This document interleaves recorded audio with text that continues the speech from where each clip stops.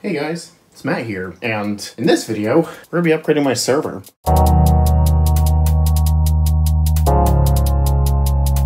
So, this computer here has been serving me very well for the past, I don't know, year and some. It's been a little while since I last built this, and it's been working ever since, but I think we should finally give this motherboard a break so I can use it with something else. This is the fun bit. The hard drives in here are gonna stay the same. I'm not actually upgrading the capacity. Unfortunately, there is a problem that I will discuss later, but it's not gonna prevent me from upgrading. Now, for a bit of backstory, I have wanted to build like a dedicated XP Vista Windows 7 machine, and the computer I actually use for that right now is a system with 4th gen Intel.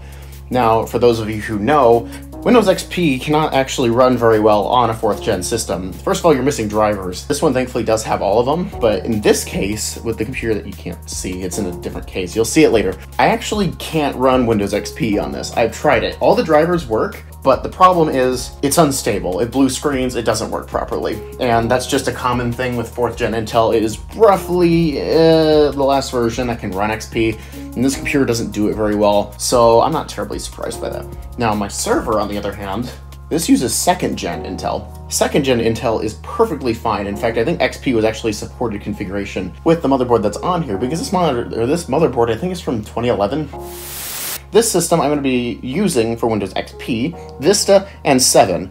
Vista just because why not, for the heck of it. But 7 for more newer uses, and XP for vintage ones. And I don't want to have a bunch of PCs laying around that will do this, so that's what this thing is going to be used for instead. I've been wanting to do this for a while, but I've been very reluctant because I'm not sure how TrueNAS responds to swapping hardware around, because I'm not actually going to be reinstalling TrueNAS. I don't want to have to configure everything again. I can, it's not hard, but theoretically from what I'm hearing, TrueNAS will deal with hardware changes as long as you're not swapping hard drives. And I won't be. The hard drives are the same. The motherboard is the only thing that's changing, and TrueNAS will deal with that from what I've heard. Even then, from what I'm hearing, people are saying that the only thing that would really screw up are jails, which is a feature that allows you to restrict access for certain things. I don't have any of those set up. And virtual machines, which I also don't have any of those set up. So I have nothing to worry about. Nothing should break. If stuff does break, I can move stuff back into the old setup like nothing happened. Either way, a video is going out to try to at least get this thing to, like, at least try to swap it out. I'm thinking it's gonna be fine, but we'll see. This thing was a pain in the butt to get set up, so I'm not looking forward to having to do it again, but yeah. So what I'm gonna do is just move this off for now because I need to be able to see the screen. I just have to be gentle because this thing is fragile. This will be the last time this thing is used for a non-server purpose, at least for a while. Now, it's got a graphics card in here. I'll be pulling that out just to make things easier. There's no reason to keep a graphics card in here. One issue that I ran into before that I thankfully will not have to fix with this board is that it does this. Since I swapped the case a while ago and didn't actually apply the proper jumpers, it bothers me about this every boot up. This system did it too because I didn't have a fan, because there's no room in this case. Since this thing already bothers me about it, I don't care. I've been living with that issue for a long time, and there's not much I can do about it. This, I could technically fix it. There's no way I can fit an extra fan in here without some hackery, so I'm just not gonna worry about that. I can actually disable the fan as well with the newer board, so it won't even bother me about it. The old board I can't do anything with, so that's just how that is. This one, though, never shuts up about this, so you have to press F1 every time to start up, which is stupid. I'm going to press F2 because I need to actually get into the setup here. Here's what the setup looks like. This will be much nicer when messing around with the BIOS, because the other one kind of sucks. Fine for general use, but other than that, it's kind of terrible. So what we need to do is actually set up the boot mode. Secure boot, I don't want this on, because it's actually turned off on the other system, because this doesn't even support UEFI. So it's just turned off there. Now, on this system here, we need to turn off the TPM. This system doesn't have a TPM, or at least if it does, it's too old or it's not enabled. Let's see, what we're gonna also need to do is turn off the UEFI boot. It's already set to enable legacy option ROMs. I wanna totally disable that. I don't know if there's any way to actually turn this off. I don't know if there is. You can make it so it shows legacy stuff. I don't know if there's a way to turn it off. I don't think that this actually has an option here. That's fine, it'll still boot the legacy thing anyways. It'll auto boot to that. I'll just have to make sure I set that up. But we're gonna also need to turn off some other stuff here. So I'm gonna do is hit exit. Yes, I do want to save changes. Now, please do not mind the cable mess. There's not too much I can really do about that at the moment. I will fix it later, just not now because I'm lazy. Let's get the drives pulled out of this thing and let's figure out what I want to do from there. I think these are actually, I didn't secure these on, so that makes my life easy.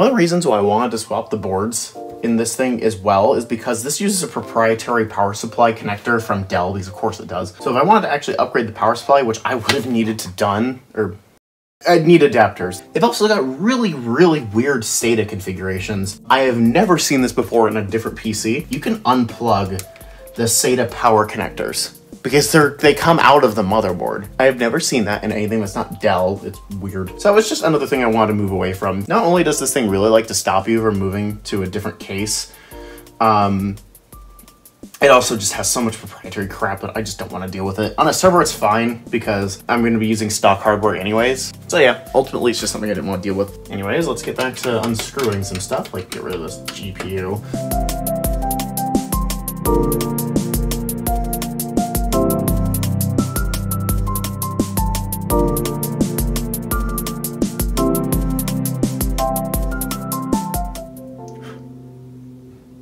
No, that is somebody mowing their lawn. This happens every time I try to record a video.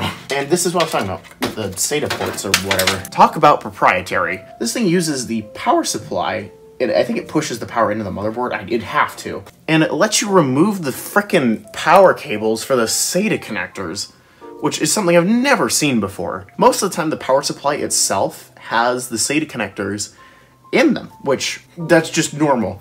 And the power supply in this computer actually does have that.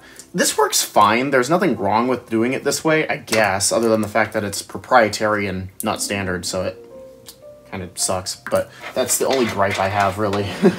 Other than that, though, this motherboard is the exact same size as this one, so I don't foresee any problems in trying to fit it in the case. The case that I've got there, again, if you've seen the video on it, it barely fits the motherboard that is in there. Like, this thing, it's basically the size of the motherboard, which is fine, but it makes it a huge pain in the butt to deal with. Inserting drives, removing drives, all that fun jazz.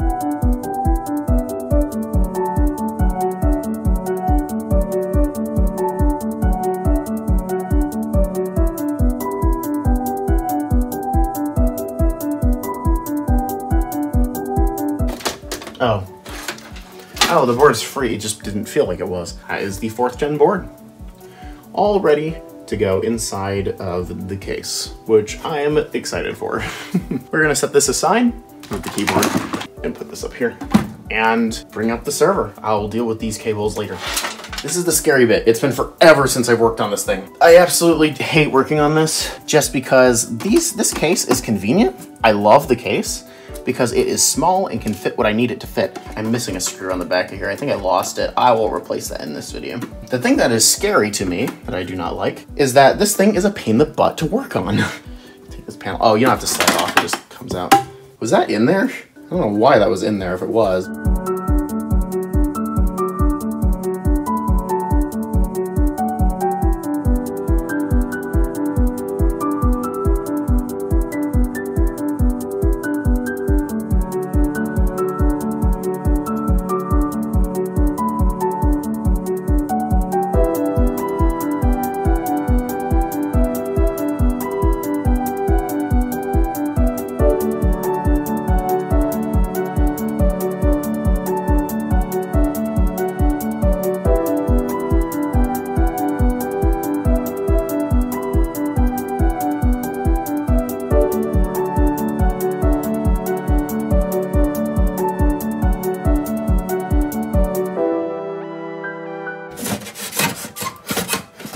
Well, there we go. And there's our 2nd gen Intel motherboard out of here with a freaking Core i3, and I'll have to upgrade that later. This thing uses DisplayPort, which is an interesting choice. I don't have anything that uses it. No displays, no cards, or anything. At least nothing that uses it natively, and that went in easily. So yeah, I/O plate is in there. Now let's get the motherboard. I absolutely hate working on these things because if stuff doesn't fit, then you're in for a great time. There we go. Holy crap, that was kind of a pain. So we've got audio, there's a USB thing, and it says front panel. I don't know if it's... Oh, USB. Duh, I'm stupid. Never mind. I am really dumb. I was thinking that was like some proprietary thing, which I have seen before, like when it comes to like FireWire, but these Dells used USB for their front panels. This just plugs straight in to here. So this is the other USB that we will need. And this gives us some extra ports on the inside to plug in this drive, because unfortunately I do not have more SATA ports accessible, but we're gonna have to do what we have to do. This drive is a 54 RPM. This drive is a 5400 RPM drive. It will not saturate the speeds of USB 2. It's gonna be just too slow. So there's no reason not to do it. If it was an SSD, that'd be a different story, but it's not, so I don't have to worry about that. So our little USB doohickey's plugged in. I need to get the HD audio. I'm never gonna use it, but we need to get that plugged in. There we go. That was easy enough. Now I have two more things that I gotta deal with, and I absolutely hate these because they don't stick very well. We need the power switch and the power LED. It was easy enough. It actually is staying in there pretty snugly too. It just fell out of the other board, so I'm glad that that's actually sticking in this one. And you know what, before we forget, we should probably get some screws back in here so it's not just wobbling around. It would be bad if I had closed this thing up forgetting about that, and if I like need to go move it and the board falls out, that's kind of a problem. Unfortunately, if you remember the first video, I could not mount these properly, so they'll just have to sit here. I did this intentionally because it's around the same size as the drive and it will prevent vibrations from being, I mean, I'm sure they'll still be there. I wish that this computer could just sit like this. I hate how there has to be a giant freaking power supply in the way. It is much later, and I don't think I need this drive anymore. Reason being, I was just kind of pondering what I wanted to do with this system, and at this point I'm just kind of realizing I don't think I need this drive in here. I can just copy this stuff from here to here. I still have 7 terabytes out of the 8 free that are on here, and I haven't even used a full one since it's like 7.76 or whatever. So this thing's gonna take forever to fill up. So in the meantime, I might as well go ahead and just copy what's on this drive. This is 500 gigabytes. I haven't even used half of it yet. I might as well just copy what's here over to here on a designated folder. So then I don't even need to worry about it. I can just hook up to the same thing. I don't have to ever worry about having a separate miscellaneous thing, like a separate share. And it's also backed up in case a drive dies. This thing I do not expect to be super reliable, especially because it's old. I'm surprised it's held up so well. It's been a trooper, but yeah, honestly, at this point, I don't think I need it. We are just gonna pop in the boot drive and we're just gonna call it a day. Just kidding, it won't plug in. I'll transfer this stuff off of this drive to my server. That should not take very long since it's only like 200 gigs or something. Well, then again, I guess the original amount of space that this used, I think it took well over 24 hours to finish that copy. It shouldn't take nearly as long. Screw it, we're moving away from convention. I think I'm gonna, instead of having them be the same color, I'm gonna have different ones color coordinated with a yellow one. Have them all be different colors instead. That actually might be a little easier when it comes to identifying stuff, if I just remember, hey, this color means this color means that. Why did I configure, I did not mean to do that. That was a really dumb idea, to plug in the ones in front first, because it totally made me not have access to anything in here. Done, oh my gosh, I hated that. This is the right power supply, oh my goodness. I'm just realizing how light this is. You can also see how little cables come out of this thing. This is the power supply here. It's literally just these. There's like nothing to this. All right, that's a little concerning, but we're just gonna roll with it. I decided to get replacement screws that actually match the cover because the ones that I put on there don't match and they bother me. I have a bunch of replacements, so I'm not worried. All we need is for one screw to be in partially so it doesn't fall out. Probably not great for the chassis, but I don't care. Here's this weird 8-pin connector that I can't twist around to plug in. Oh my gosh. This is one of the reasons why I hate this case design. Before I even dare to screw this in all the way, I'm gonna test it to make sure the power button not only works, but lights up correctly. Nope. I expected that. I put the 2 wires in backwards. Dell does this really weird thing with their power buttons. And what they do is kind of fascinating, honestly, how I don't know fully how they program it in, but the amber LED is the other direction. Oh. Duh, I tried to turn it on. It's not even plugged in. This side this side doesn't need to be exposed, so I'll put the side panel on that. Well, you know what? We'll get this plugged in. Outside, I won't show you guys unless something goes wrong. But the biggest thing, and the thing I'm most concerned about that I haven't tested, I don't know what format this hard drive is. So I very well might not be able to actually read it in anything. I hope it's not ZFS. Anyways, I gotta get more screws on this thing. It's weird because these side panels look like they would kind of just slide off. They don't. This little guy back on. And I've got the screws that I need. I'm not gonna put this side panel, I'm not gonna put this one on yet, because I want to test and see if it works. This side panel, though, I can put back on. There's actually, I did not need to take this out at all. if I'm correct, and if all the guides online are correct, this should just work. I'll be back and see what happens. So, how is the server working? It's the next day because I didn't feel like doing a bunch of recording last night. It was very late when I actually got done with stuff and I wanted to get it over with. Well, it actually works very well. Now, this part here still shows up. I'll get to this in a little bit. But the server, it works completely fine. You can see all of my files are on here. Everything is as it should be. Now, unfortunately, and I don't know why this for some reason shows up, but it doesn't actually do anything. I would have expected it to just disappear because it's offline, but yeah, this is how the Mac handles it.